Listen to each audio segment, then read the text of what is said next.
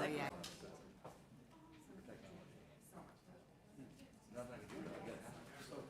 Five, six.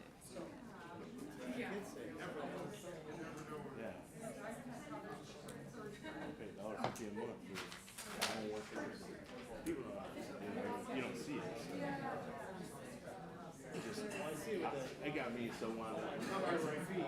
Yeah. Well, because they think that's why I met with one of the Senator Anderson's house. I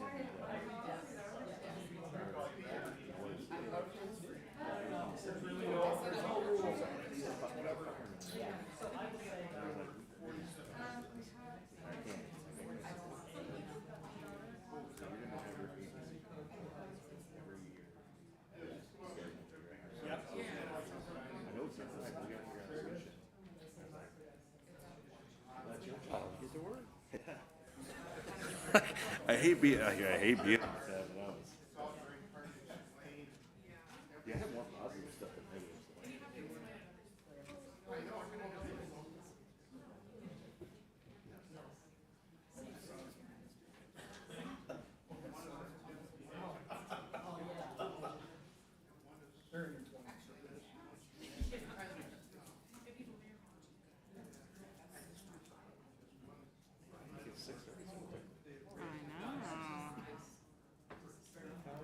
I have one device says 6:30, the other says 6:29.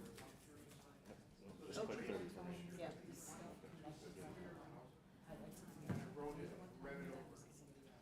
My iPad says 6:29 still.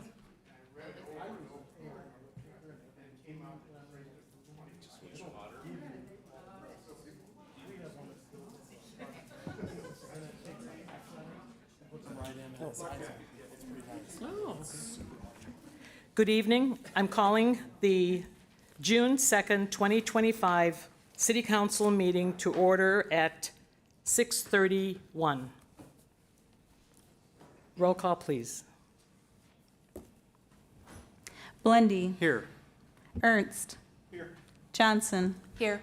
Martin. Here. McIntyre. Here. Moss. Here. Sluter. Here. And Smith. Here. And now we'll stand for the Pledge of Allegiance.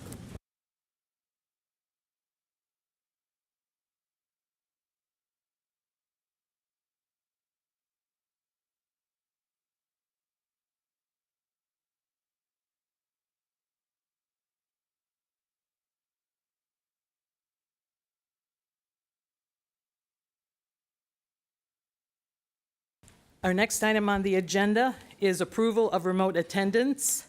And since everyone is here, there is, that's not needed. Presentation, recognition, proclamations, there are none tonight. Audience comments. We welcome audience comments. This is a business meeting, and some people think that there is a back and forth between the audience and the council, and that is not the case during a business meeting. If you would like a response from the staff, make sure you have your either email address or some sort of identification where staff can get a hold of you if you expect a response. Are there any persons in the audience wishing to comment? If you'd step to the podium, please.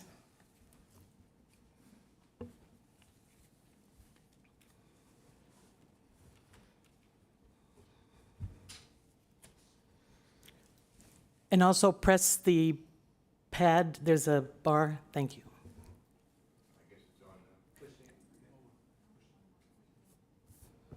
Now it's on. Are we on now? Okay. My name is Joe Greiser. I live at 2272 Knoll Air. I actually bought my house before it was Washington. I was in unincorporated Tazewell County when I bought my house.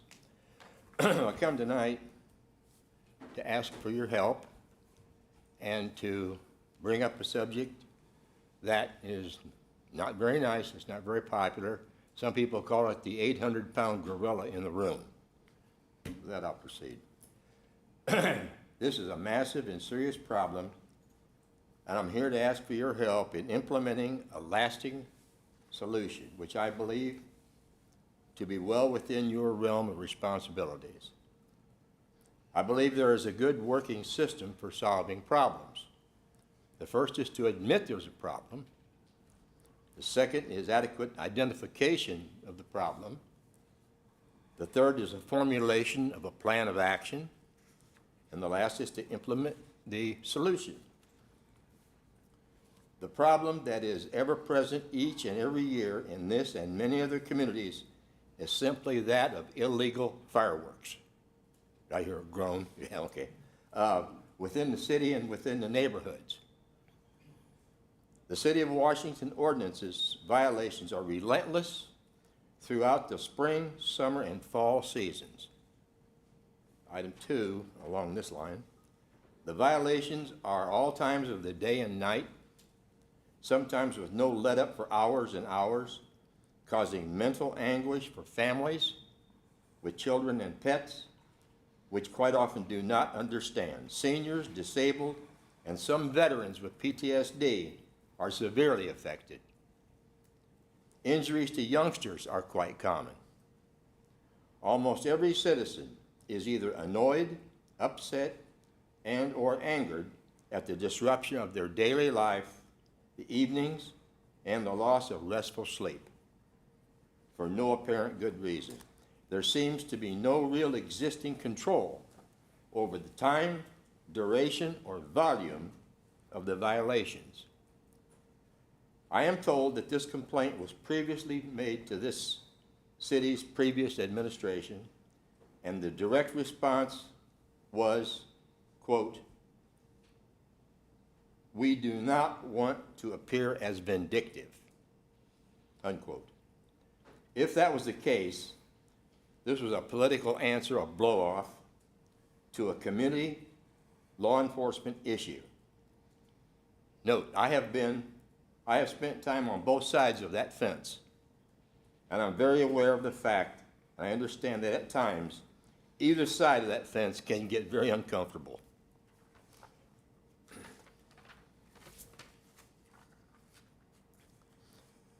It is clear that the most obvious method at this point in time is strictly the enforcement of existing City of Washington codes. No further City Council legislative action is required.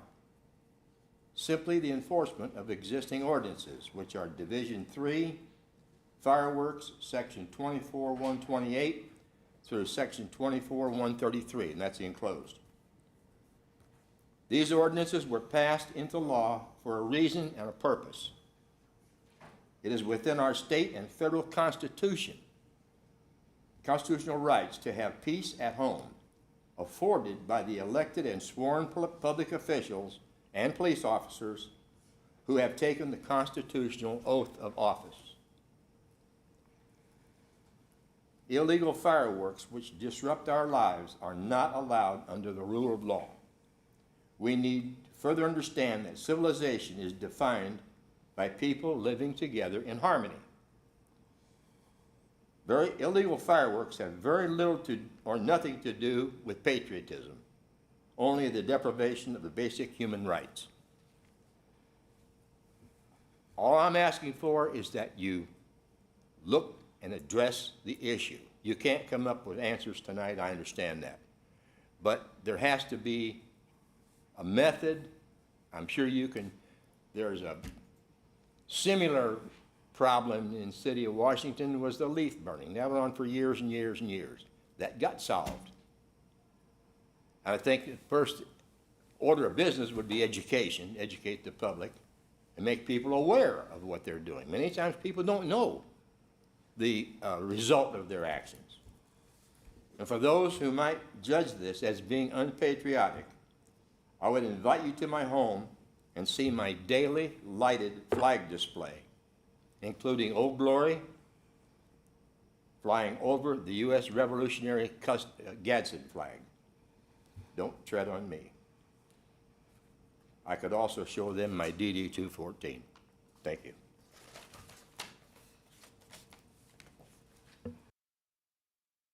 Thank you. Are there any other audience comments? Moving on to the next item of the agenda, review agenda. Are there any deletions or additions, discussion items only? Consent agenda. Do I have a motion to approve A and B, the minutes, and the approved purchase authorization for SCADA support service agreement? Martin, motions. Second, Smith. Second, Smith. Any comments? Discussion? Mayor, Alderperson Blundy? just a question on item B.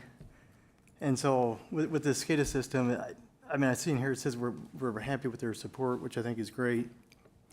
But somebody didn't want me to talk. No, I'm just kidding. But I didn't see anything in here where it talked about like if there's specific metrics or an SLA or something like that we hold them to. I was just curious what metrics are behind that to support this, to say that we're happy with their support. So we used to have two different consultants. One worked on the water side, one worked on the wastewater side. Both are fairly local. In working with the two, we have found that Concentric here has performed well and above what we had expected and what we were requiring of the contractors. The other consultant seemed to be falling short in some of those departments, and so we made sure that we were doing what was best for the city and bringing it to one consultant as opposed to having two. And so that is why we've been with Concentric. They know our system. They do very well. They're very responsive. We haven't had any issues with them with having to repeat calls. So largely that is what we're looking at is we call them, they solve the problem the first time. They're very good at troubleshooting and making sure that we get our system up and going as fast as possible. So, and I'm sure they are, but I mean, is there anything documented formally with them, or is it just? Because I mean, I see the services listed in here, but then again, I would expect there to be some kind of service level agreement attached to them to say that, like like a first call, we call them, they call us back, or whatever it is, but there's some form of measurement to it. It's okay if there's not. I'm just saying that, I think as we move through these types of agreements, it'd be good to see, when we have these, that there's some kind of metrics assigned to it that we just look at and say, oh, man, they're green on every metric. Yeah, we're happy with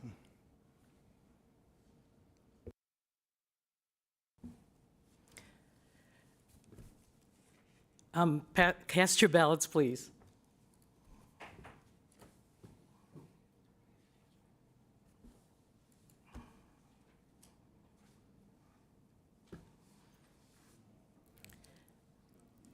So this is The voting will be right, it's just the wrong name, I was an idiot.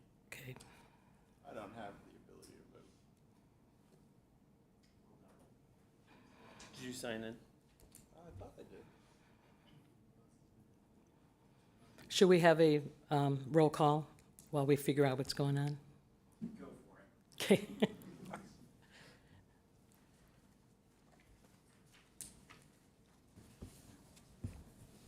Blundy, Aye. Ernst, Aye. Johnson, Aye. Martin, McIntyre, Aye. Moss, Aye. Sluter, Aye. and Smith. Aye. Passes unanimously. Now we move to item 9, mayoral communications, requested actions. A Memorial Day 2025 update. All right, so if any of you were at the Memorial Day parade and ceremony, it was a beautiful day. I want to go over what led up to the parade and ceremony at Glendale. So we had a first meeting on May 8th, our first committee meeting, and 10 persons attended, which was wonderful because, as you know, a lot of people don't step up to a situation where they have to put some work into it. We identified the parade chairs, we identified the ceremony chair, and each person had a job to do for the Memorial Day event. So then on May 20th, a week before the parade and ceremony, we had 11 committee members attend to make sure that everything was set for the following week. And then finally, on May 29th, after the parade and ceremony, we had 8 committee members, and we decided what went right, what went wrong, and what we can improve for next year's Memorial Day Parade. And we also set the date for our first meeting for the 2026 Memorial Day Committee. So if you have your calendars, it is March 11th at the Washington Police Station at 6:30 p.m. So anybody who's interested, and this will be advertised obviously closer to the event. So next year, we're already planning for next year's event. So thank you to everyone. There were so many people in the community that stepped up, and that's what makes Washington great. It's like everybody stepped up when they needed to step up, and it was a wonderful ceremony. And a special thank you to Alderperson Martin, who led the planning of the Glendale Cemetery ceremony. So thank you for that.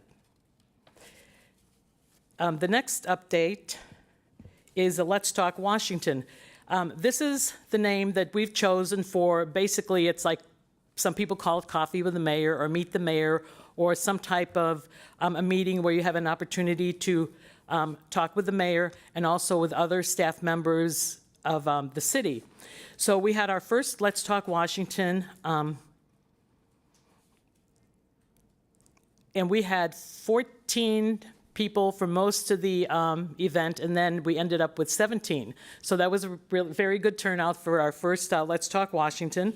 And that was held at the Washington Library Meeting Room. The next Let's Talk Washington will be on the Let's Talk Washington will be on June 18th at 3 p.m. at the Sunnyland Branch Library. And again, we'll advertise that on the city's Facebook page and the city's website. So again, thank you for the community stepping up and being involved in these activities. Any questions, comments? Mayor, obviously we can't, all the persons couldn't be at one of these events to be in compliance with Open Meetings Act, but if it were ever possible for maybe a rotation of all their persons to be able to be in attendance to, make connection with the community, it might be a great opportunity for us. Excellent, thank you. All right, moving on. City Administrator Communications, Staff Reports, Requested Actions. A, Council Report. Dennis? Thank you, Mayor. On Friday, we had assembled the council report. If there's any questions at this time, we will try to field them. If not, we can move on to the next item. Mayor? Alderperson Blondie? Yeah, so like on the one for the communications specialist, I guess would that job description be shared with council before we start doing the recruiting activities? Yes, absolutely. We're working on it right now. I've had a meeting with Brandon here to discuss it. He had a lot of really strong thoughts on this, kind of lines up with his line of work. We had a really good conversation about it. And then when I get HR to kind of make some of those updates, I'll send it to council again.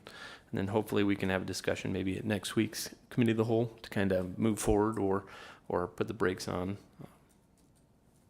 Yeah, sounds good. So the RFQ then for the municipal facilities improvement plan, same thing with that. Like, I guess before that goes out with RFQ, is that going to be sent to the council to look at the scope of that before it goes out? That can. I mean, largely those go out after I would sit down with the mayor and talk about it. It would be hard for me to get 8 different council members to get a consensus opinion on that. But largely, we can send it about the same time we put it out for requests. Okay. Yeah, and I mean, I wouldn't expect a consensus opinion, but maybe if, we got to glance at it, and if there's something that we thought, hey, there's something missing here that's, maybe we're passionate about it. The other thing was the bridge projects. I see there were 3 of them listed in there for the IDOT funding, and they were each, I think, 1.6 million, so it's about 5 million. I guess if we don't get that IDOT funding, how do we normally handle those? I mean, is it just part of our regular capital expenses that we have to come up with and figure it out, or? Yes, all 3 of those bridges have popped up in our strategic planning and our capital plan over the next 3 or 4 years. So we're just trying to move forward with trying to get some kind of funding that had popped up, wasn't really planned for. These type of projects don't necessarily fit in a lot of those categories. With this category, with it being so wide open, there really isn't a whole lot of requirements for it. And so the two Main Street bridges kind of fit those. The Jefferson Street Bridge we had submitted for the special bridge program, and we were informed that we did not receive that. But that is the only bridge that we have at this time that would fit the special bridge program. And so the only the opportunities that we might have is kind of dipping into the county bridge fund, and the county engineer and some of those board members might start to kind of look at us while we could reach into that pot of money. That's not normally something a municipality would do. That kind of tends to shift a little more towards the township bridges as opposed to kind of our larger bridges. But in general, if we didn't receive this funding, we would just have to move forward with Okay. the construction of So in Monterey general, Dam. we don't plan on, normally that we would get some kind of IDOT funding for those. It's, okay. Yeah, not normally. Let's see, the Grand Isle Relief Sewer Project. So that one I kind of wanted to talk about. I mean, is it possible that we could extend the sidewalk along Elgin to Bobolink as part of that versus waiting for a future project? Because I don't know what we're thinking in terms of future project like timing, but it would be nice, I think, to link that all together. So then the students, walking through to Trails Edge from Central or wherever, would be connected. At least they wouldn't have to get in the street somewhere.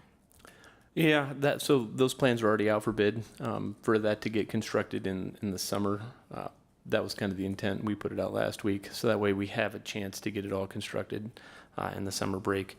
So add in anything right now, I don't think we have time to add it engineering-wise, but this is something that I would look at trying to do kind of similar to the Eagle project, where we could probably line it up for next summer and kind of getting it done at that time. And then the TIF agreement one, so the Denhart building roof replacement there, we proposed 2 payments, 75% after 60 days and 25% within a year after that. What? Can you remind me why we do that? Why we don't just pay it all at once?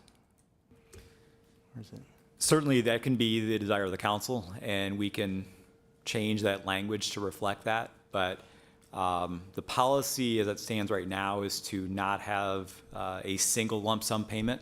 Certainly, the council can make that change if they'd like, but it's just following the policy. And was it typical in the policy to say we'd pay the remainder like within a year, or these percentages that's in the policy? Yeah, it's, I think the way we have the agreement drafted is the way the policy is set. So that would be no more than 3/4 as the initial payment and then the remainder a year after. Okay. And I should probably have already known that, so. That's all right.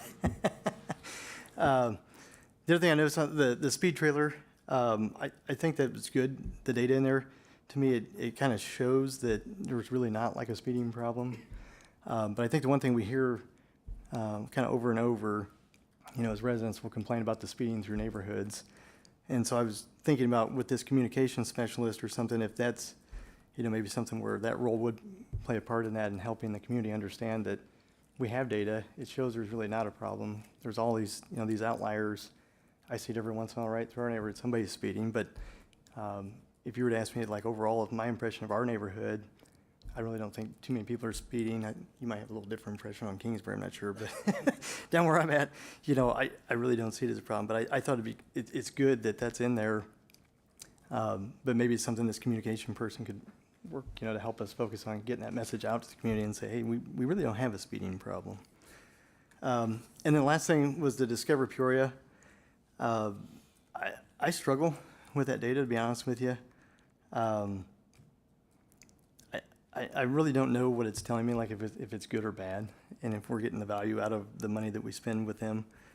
One of the things I did notice is the like the lead tracking for the hotels, and it's on the very last page, but they all got a 14, and I didn't understand why that is, and I don't know that you would either, but the room nights requested then, they were all 10,992, which seems like a ton of rooms for Peoria, so I just struggle to know what that data really means. And one thing I think would help is if they can somehow tie like all these impressions into an economic impact, so we understand like what, the hotel stays are, the business, I don't know, revenue lift, if that could be quantified somehow. And then maybe like a year-over-year comparison of where these numbers are at, I think would be helpful. So that is it. Sorry. I can address a little bit about the Discover Peoria. I just happened to get an email today asking about if I was going to appoint somebody to the board because the level of our sponsorship for Discover Peoria, we have a person on the board. And so your questions would be perfect when we decide who's going to be the representative. So that, I'll take note of that. So thank you. Okay, moving on. Mayor, I had one Oh, question about I'm the council sorry. report. That's all right. We need the hand raising emoji right here to. My question, and it kind of jumps ahead a little bit, but it also is relevant to something in the council report. Do we have any idea the timing of the space study in relation to this timing of a possible goal setting and strategic planning session? I ask that because my feeling is that, the information gained in a space study would be relevant toward a larger goal setting session. And so I wondered how those two coexist. We haven't really started to really pinpoint the time frame of the space study. I was going to reach out to a few architects and kind of get an idea on what they felt that type of thing would take. It's kind of new to me. Doesn't really fit in my realm. So I'm not sure how long that is going to take. But being that the goal setting session is going to take until September, there's a chance that there will be some overlap, but I don't have a real good feel on whether or not the space study is going to be completed in time. I don't know how the rest of the council feel, but I would say, my opinion would be to have that space study result would play a large part and inform, a big part of our possible consideration set of goals going into that strategic planning session. So I'll leave it at that.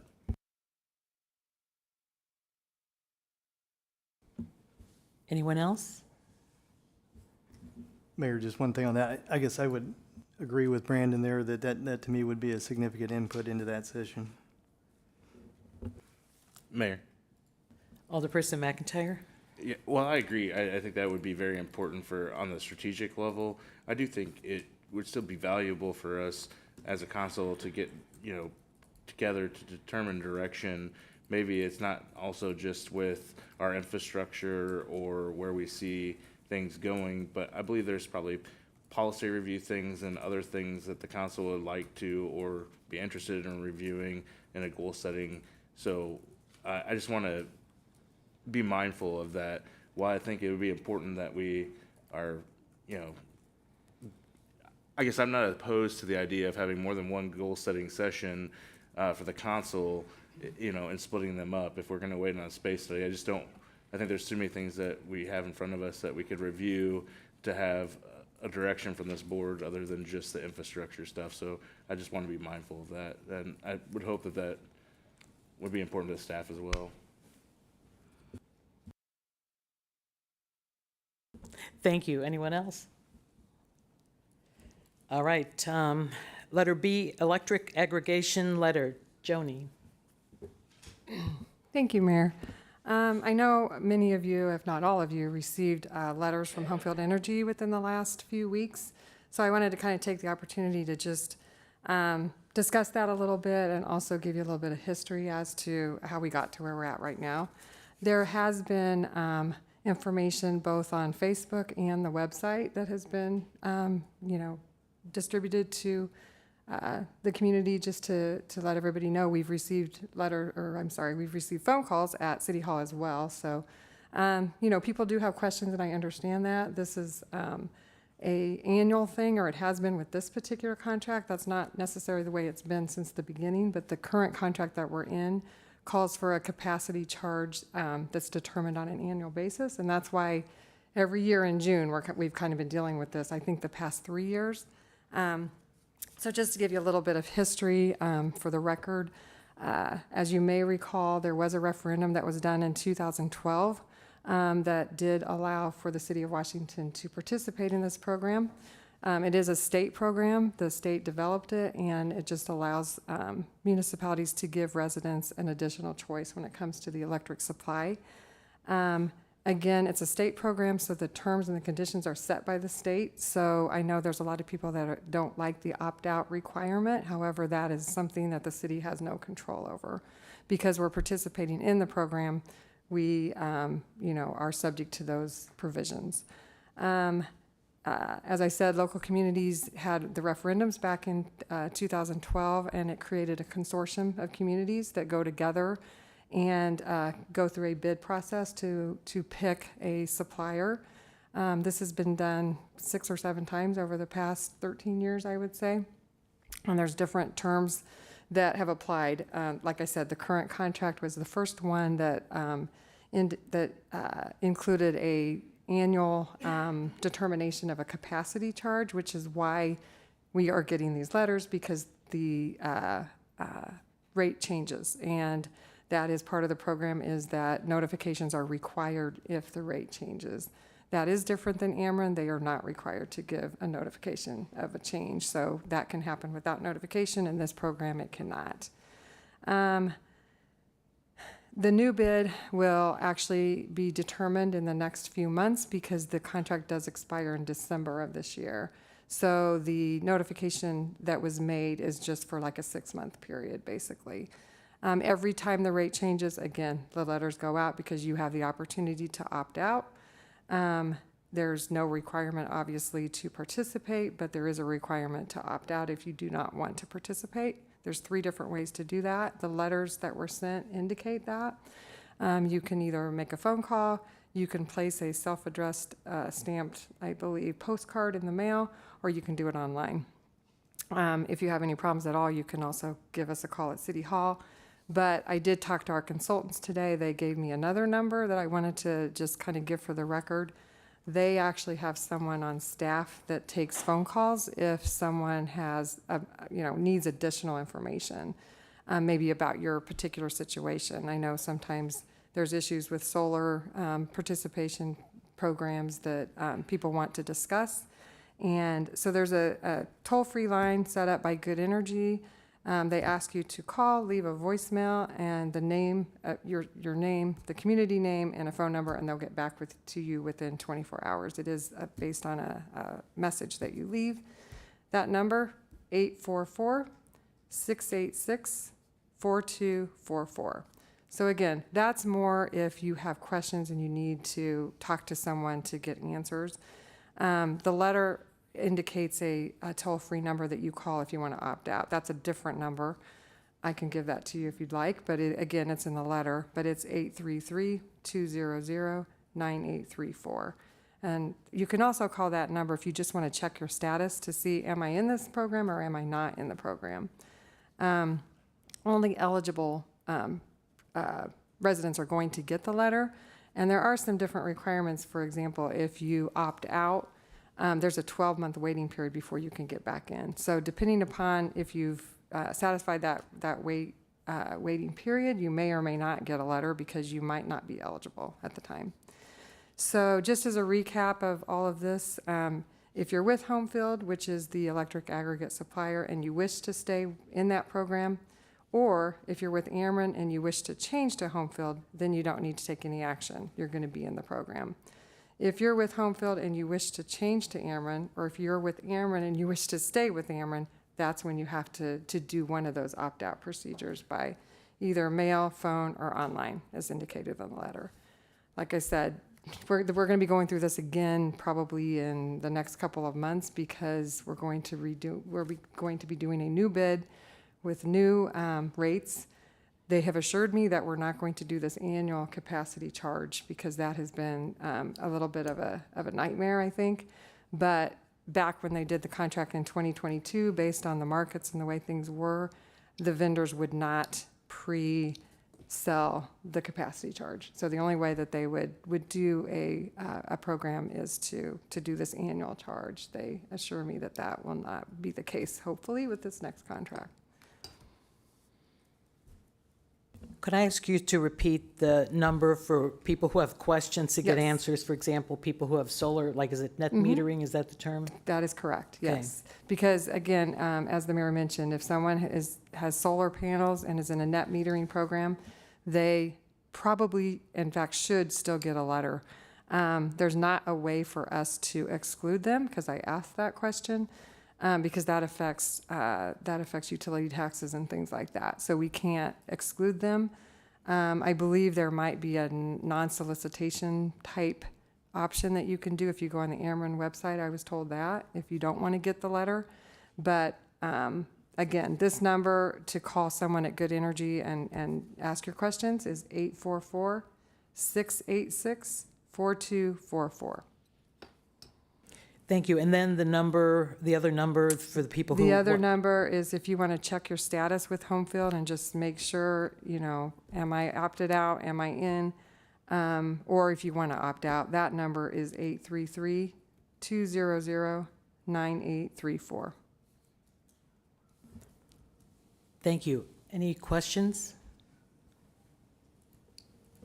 Mayor, Alderperson Blondie? so who picks the broker, Joni? Is that determined by the state, or how does that work? Are you talking about the Good Energy? Mm-hmm. Okay, that is a contract that was approved by the council. Okay. So we could potentially go with other brokers? I believe there are, I'm not aware of other brokers, but I'm sure there are some within this industry, yeah. Okay, because, well, I'm like, when I look at Ameren's website, you can go out there and you can see, and they'll give you a list of, potential, I think it's the same type of thing, and you could do it individually, I think, outside of this. Is that right? I mean, you wouldn't. I mean, this Good Energy is the broker for the consortium that we're in. So the council did have to approve that contract, but We'd approve. Good Energy is not just the city's consultant. It's the consultant for this whole entire consortium. So it would have to, So maybe my question is, do we have a chance to go with a different consortium or something like that, or is it, a different consortium. or we're locked into this one? I believe that's based on the area that we're in. I mean, this is the greater Peoria. I don't know if that's what it's called, but like Peoria, Eureka, Metamora, Morton, East Peoria, all of the, I guess, downstate is with Good Energy, yes. Okay, because I wasn't sure, and I couldn't remember back to when we had that original discussion about it. Yeah. But is it true then that someone, like, if you opted out of this one, you could go to Ameren's website and pick one of those other ones and go with that, or? If you opted out of this program? Yeah, I mean, this is the electric aggregate program or municipal aggregate program by the state. So this is the state program that we're in. If there's another program, we have not, we're not participating in that. This is the program the city and actually the residents approved to participate in. So, yeah. right. So but I'm just asking, so like I opted out, okay? But then could I go to Ameren's website, Are look at you those? saying you personally, I not personally, the city? yeah, Okay, me okay. personally. Yeah, You sorry. personally. So me personally, I opted out. I go to Ameren's website, and those other vendors they show are brokers. I'm not sure what they call them. Mm-hmm. Are we allowed to use one of them, or is it? I honestly don't know the answer to that question. But I would think if you opt out, you're no longer in the city, I'm not in the this city's one, municipal yeah. program, you can definitely go with another vendor. Like, there's a bunch of different vendors out there. There's, Direct Energy, if that's what you're talking about. Yeah. You absolutely can. Okay. And again, as I mentioned earlier, we had that happen a few times when the program first kicked off, is that there were vendors out there that weren't always telling, especially elderly people, the truth about how the program worked.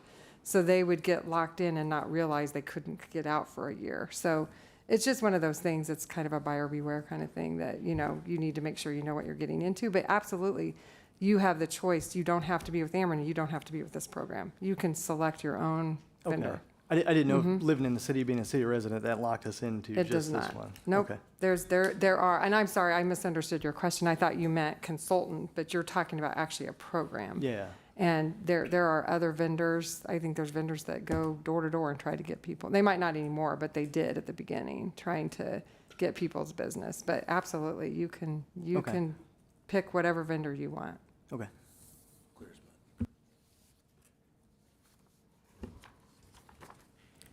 Thank you. Okay, moving on to letter C, IEPA project plan and water rate study discussion and approved supplement. Dennis?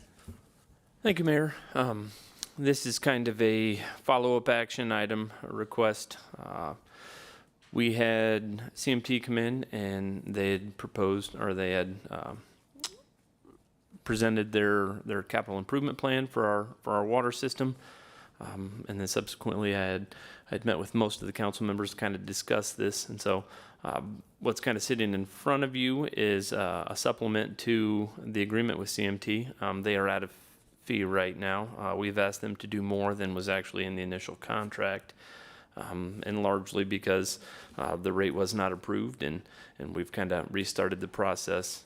So they've requested a supplement for $15,000, and that includes essentially them looking at two different alternatives.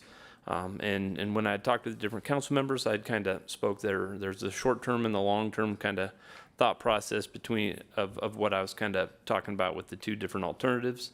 Other alternatives are definitely available. Any alternative, we want to kind of look at that over the top of two. We can probably just increase the supplement by, $4,000 or $5,000 to get the additional alternative kind of looked into.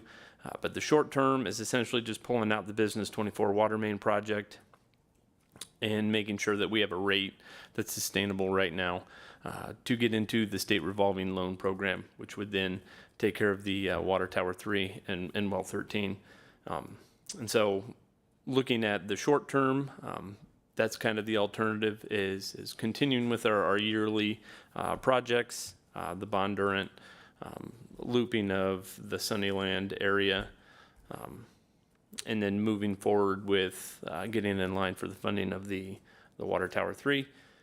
And then that's kind of pushing the rate increase for the Business 24 project down the road to where we kind of get a little more insight of where that project is going to land, how much it's going to be. Or we can look at it long-term now and just look to fund for that project as well. The different rates you're going to see, lumping the Business 24 project in right now, while the water rate will be higher than the short-term now, it will be a significantly less increase than it would be if we just wait until the Business 24 water main project, and largely because those rates wouldn't be able to kind of compound as we move forward. So it'd be trying to go with a lesser increase now, but it being compounded to where we need to be to pay that, or we wait and do the larger increase down the road. So those are kind of the two alternatives that we're looking at pitching. If council wants any more than just the two, we can definitely amend this contract or this supplement to increase however many alternatives council's wanting to at this time. But currently we're looking for the two different alternatives and a contract supplement of about $15,000. Do I have a motion to approve the engineering supplement? Motion to approve, McIntyre.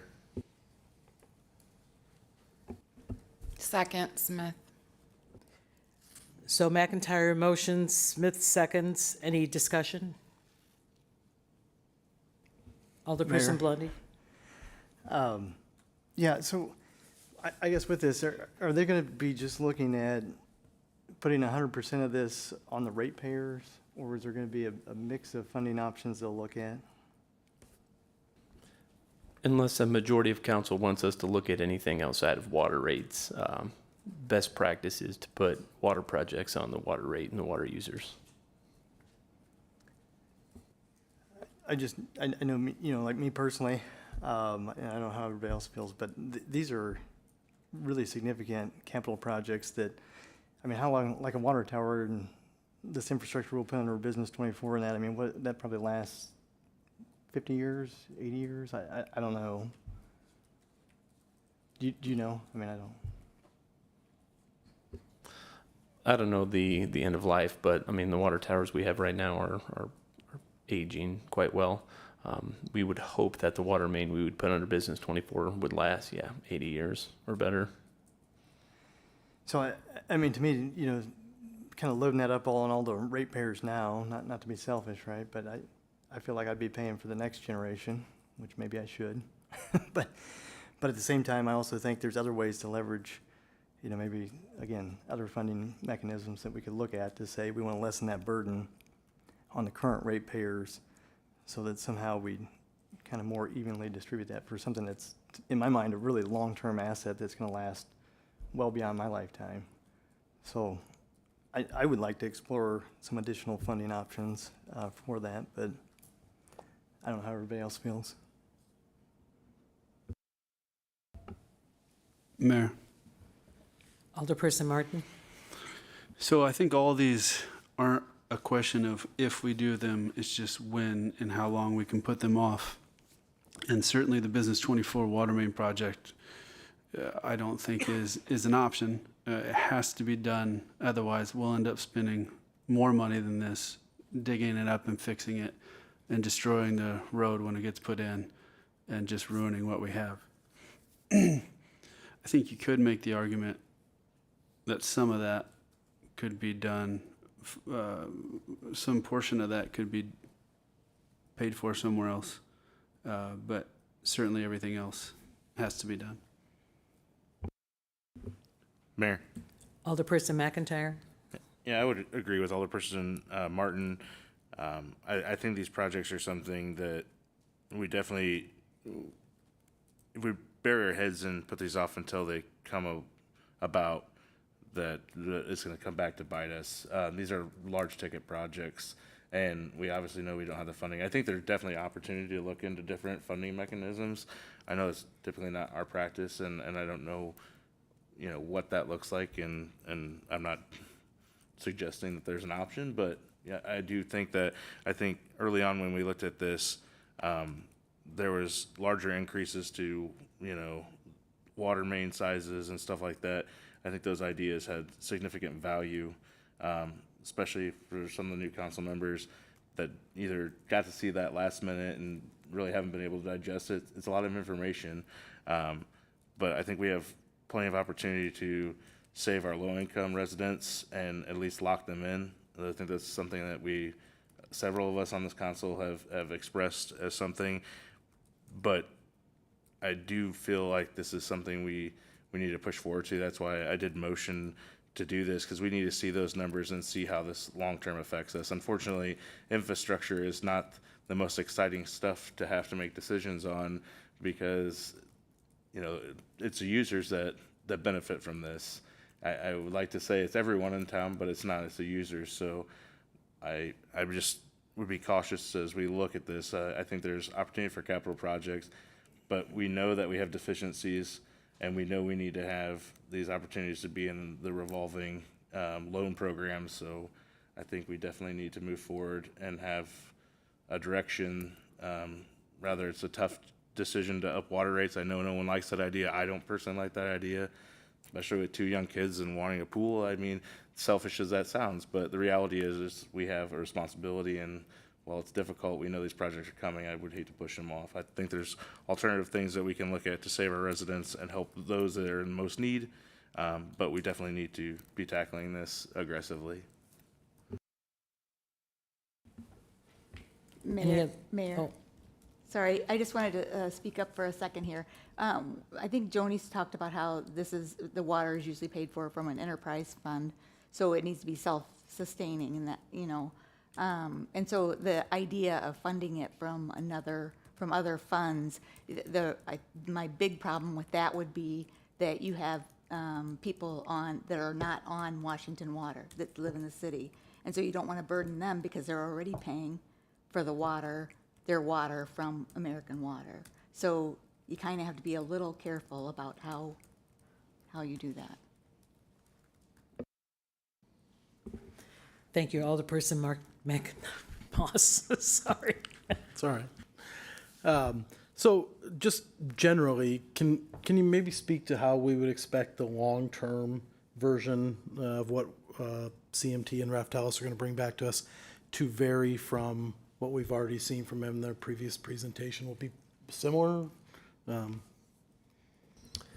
Yeah, so the long-term look now, we just had the cost of living raise here in May. So I mean, the rate increase that they would bring for this long term would have to subtract that out.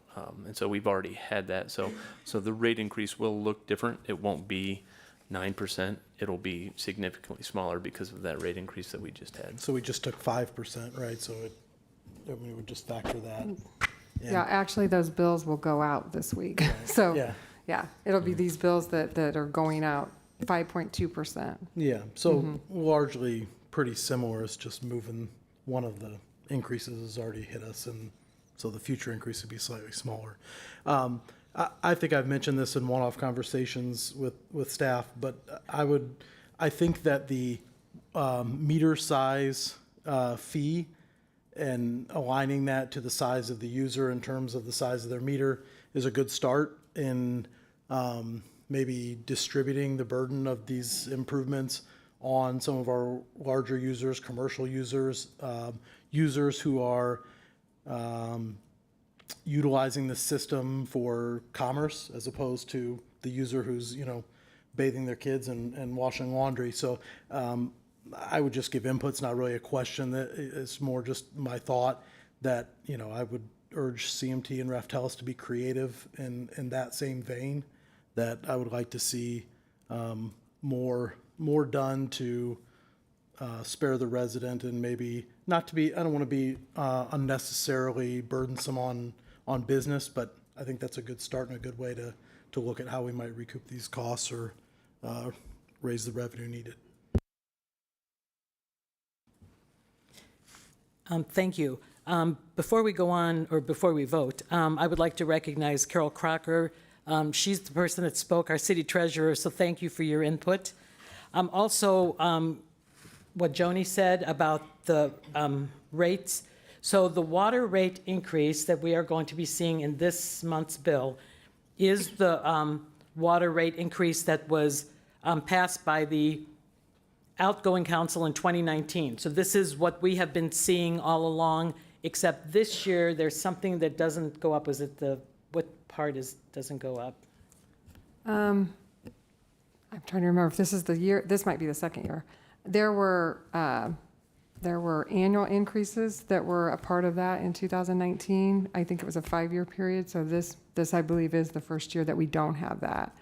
We just have the CPI for water, sewer, trash, and that is not just water though, it's on watering and sewer. So, yeah.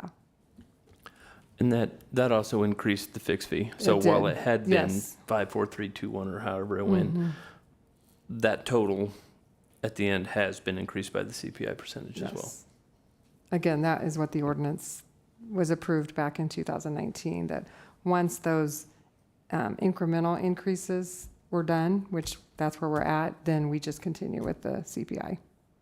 Thank you. I think that's important for the public to know. Thank you. All right. Cast your Mayor, vote. Oh, Mayor. sorry. Alderperson Martin. Thank you. So I just, it totally makes sense, to not charge the city for what it needs to go to the end user for the water. But for this specific 24 water main, can you not make the argument that part of this is because we're putting this road in here, this 24, and it's partially we got to do it, and we got to do it all now, and some portion of it to make it so we can get this road through. I don't know what the answer is. It's a sincere question.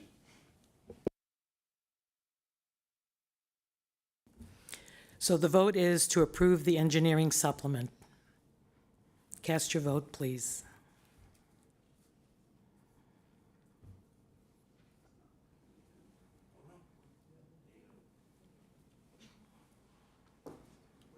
Oh, all right. The vote is 8-0, passes unanimously.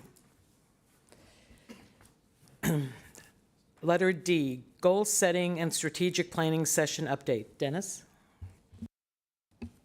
Thank you, Mayor. We had sent the signed proposal back to Midwest Municipal Consulting. We wanted to lay out kind of the schedule that they had or that she had laid out for us. with the questionnaires going to the administration, the mayor, department directors, our city council members, stuff like that here at the end of June. And then moving into our first of the 2 workshops. And then after that, bringing the community in to kind of really help solidify some of those things that we were working on through the workshop, and then a final goal setting and strategic planning workshop there at the end of August. So just kind of wanted to lay that in front of you guys, give you guys the update on where this is at and where it's going. If there's any changes that you guys are wanting to make, I know there were some comments regarding the citywide space study. If a majority of council is wanting us to kind of push these dates back to more in line with that, that's something we can bring forward with Elizabeth. Just in general, this is kind of the update for where we're at. Thank you. Staff is not requesting any action on this item. Like Dennis said, this is meant for informational purposes. And if all of you would like to think about what was said earlier about the space study, we have the committee of the whole meeting next week, so we can discuss that then too. Moving on, Mayor? Alderperson Blendy.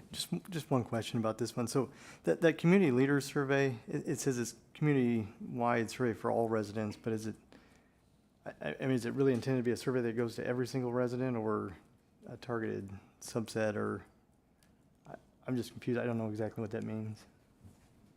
I believe there are 2 parts to it. I believe there's and this part I want to clarify too, because I recall when we did this in 2019, there was a survey that went out to all community members. And then you also have a community leaders survey. So I do definitely want to make sure that there's that all community survey that goes out. Okay. And then, so like then community leaders, who would that be? I believe they're described in there, for example, Okay. members of certain civic groups. Do you see it anywhere? I believe it's in the link somewhere. Because I did read that over, because I can't find it right now. It says it's to be distributed to community leaders, service groups, boards and commissioners, etc. Oh, that would mean also our city boards and commissions too. Okay. That's the way I interpret it. Okay. I believe this is going to be citywide, and if I were to make a suggestion, it would be to make sure we place it on the website and send it out on Facebook, so that way we try to get a little more broad coverage. But I think the way this was kind of going with leaders and groups and boards and commissioners, I think that is just their general way of trying to lump everybody that they can, and trying to, how do you get that in bulk the best way possible.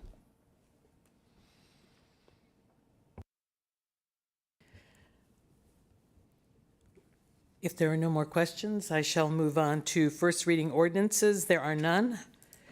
Second reading ordinances, there are quite a few of those. A is amending code to revise residency requirements for the police chief, and I turn this over to Mark, our city attorney. Thank you, Mayor. The synopsis for this one is the adoption of this ordinance would amend the City of Washington Code to revise residency requirements for the police chief. Should be self-explanatory. Do I have a motion? So moved. Second, Smith. Alderperson Moss made a motion. Alderperson Smith seconded. Do I have any discussion, questions, comments?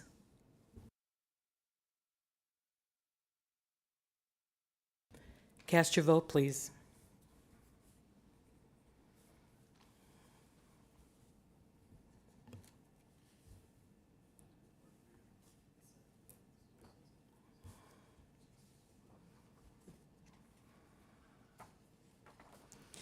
The vote is 7-1. Clerk, would you please, or Can you bring the screen up onto here for it? Thank you. oh yes, we can read this. But what can we read? Let's see. But I can't see who voted. I think we need to scroll down. How can you tell who voted? The new one's showing up blank, these should be covered. Oh, okay. Alderperson Martin voted no. The remainder of the alderpersons voted yes, so motion carries.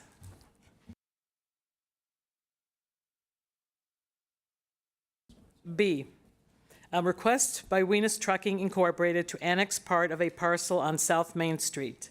Dennis? Yes, the synopsis of which is the adoption of this ordinance would annex part of a parcel on South Main Street totaling 0.039 acres into the City of Washington corporate limits and zone it R1. Motion to approve, McIntyre. Second, Johnson. McIntyre motions, Johnson seconds. Questions? Discussion? Vote, please.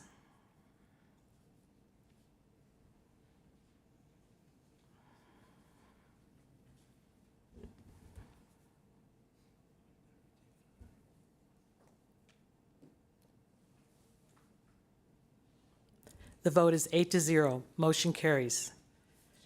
Next, C, request by Grace Bible Church to disconnect part of a parcel on South Main Street. Dennis? The synopsis of which the adoption of this ordinance would de-annex approximately 0.008 acres from a 0.35 acre parcel owned by Grace Bible Church at 1105 South Main Street from the City of Washington corporate limits. Do I have a motion? Motion to approve, Ernst. Sluter, second. Motion by Ernst, second by Sluter. Comments? Vote, please.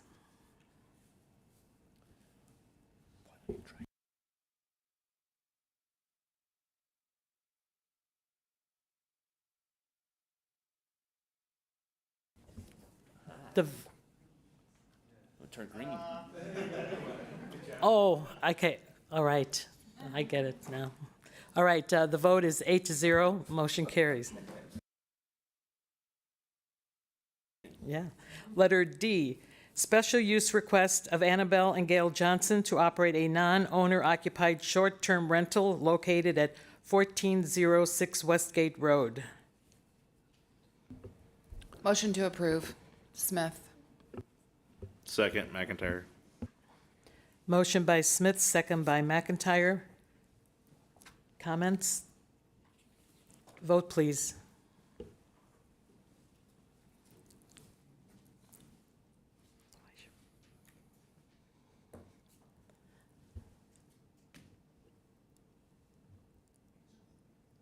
All right, 8-0, motion carries. E, special use request by Schluter Properties LLC to operate a non-owner occupied short-term rental located at 132-134 North Main Street, AB. Motion to approve, Smith. Second, Ernst.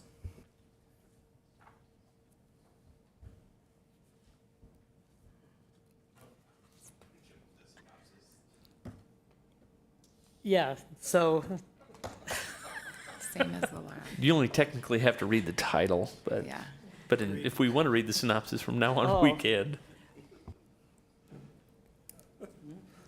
well, okay, since there's so many of them, I'm just going to read the title. That's fine. Okay. Vote, please.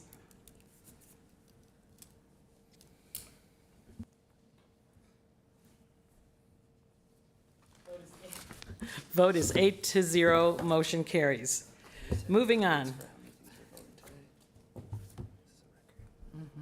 F. Special use request of Candy Presley to operate a non-owner occupied short-term rental located at 711 South High Street. Sluter, motion to approve. McIntyre, second.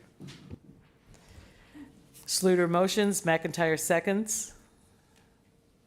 Comments? Vote, please.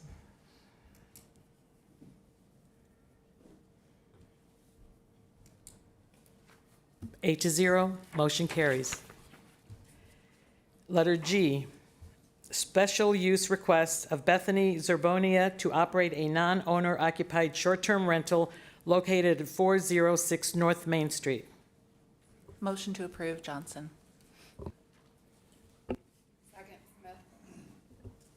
Motion by Johnson, second by Smith. Comments? Vote, please.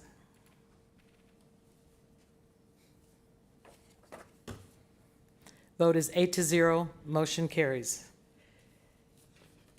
H, request by Brent Ricketts to rezone Mallard Crossing Commercial Park Lot 5, the subject property, from C2 to C3. Motion to approve. Second, Smith. Motion by McIntyre, second by Smith. Comments? Vote, please.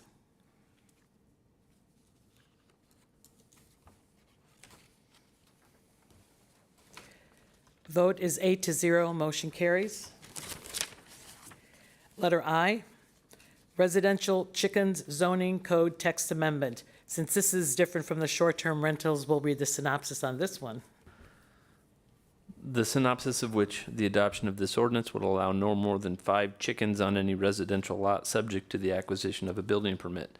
A building permit would be required to construct the coop, and the chicken enclosure could be located no closer than 15 feet from a side or rear lot line and at least 25 feet from an adjacent residential structure. Do I have a motion to approve? Motion to approve, Ernst. Second, McIntyre. Motion by Ernst, second by McIntyre. Any comments, discussion, questions? Mayor, Yes, Alderperson Martin. I just want to make a comment that I think this is a really good compromise. I think this is, the way it's written, it's pretty safe. It has a lot of control here on this, because I personally don't even think we should have anything in the city talking about it directly. I think this is an issue of personal property rights, that we have the right to acquire, use, and dispose of personal property as long as it's responsible. And this is, people can do it this way. This gives us a chance to be able to do this. It gives us people at least be able to get a permit to do that. So that is why I'm voting for this, and I think it's good. Thank you.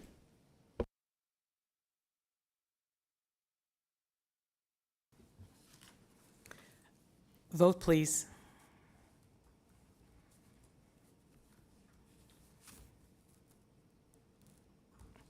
The vote is 8-0, motion carries. Moving on, executive session. 5 ILCS 120/2C11, litigation when an action against, affecting, or on behalf of the particular public body has been filed and is pending before a court or administrative tribunal, or when the public body finds that an action is probable or imminent, in which case the basis for the finding shall be recorded and entered into the minutes of the closed session, and in compliance with the 5 ILCS 120/2C1 to consider the appointment, employment, compensation, discipline, performance, or dismissal of specific employees. Mayor, to be clear on the litigation, it is probable or imminent litigation, not pending litigation. That's a required clarification. Thank you. Motion to move to executive session, McIntyre. Second. Well, we'll go with Mr. Sluter. Motion by McIntyre, second by Sluter. And I believe this is a voice vote? Okay, voice, those in favor say aye. Aye. Opposed? Okay, motion carries. We will go into executive session, and there will be action coming out of the meeting. So if the audience would like to exit the room.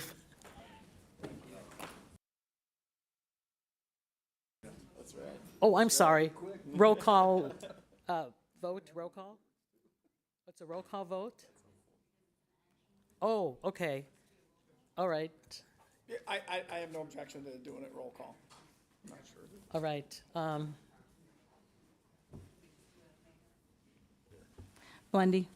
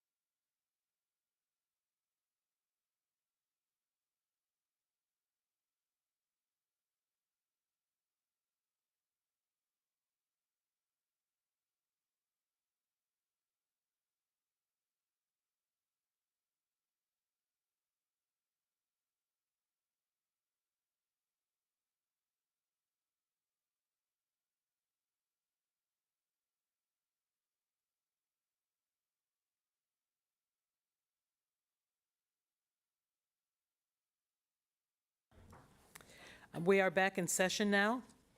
Item 14, resolutions. Approve Chief of Police employment agreement with Jeff Stevens. Oh, shall we read the go ahead and read the synopsis. The synopsis of which the following resolution approves and authorizes the execution of an employment agreement between the City of Washington, Illinois, and Jeff Stevens, Chief of Police. Was that Bobby? Okay. Second, Smith. Motion by Martin, second by Smith. Any questions, comments, discussion? Vote, please.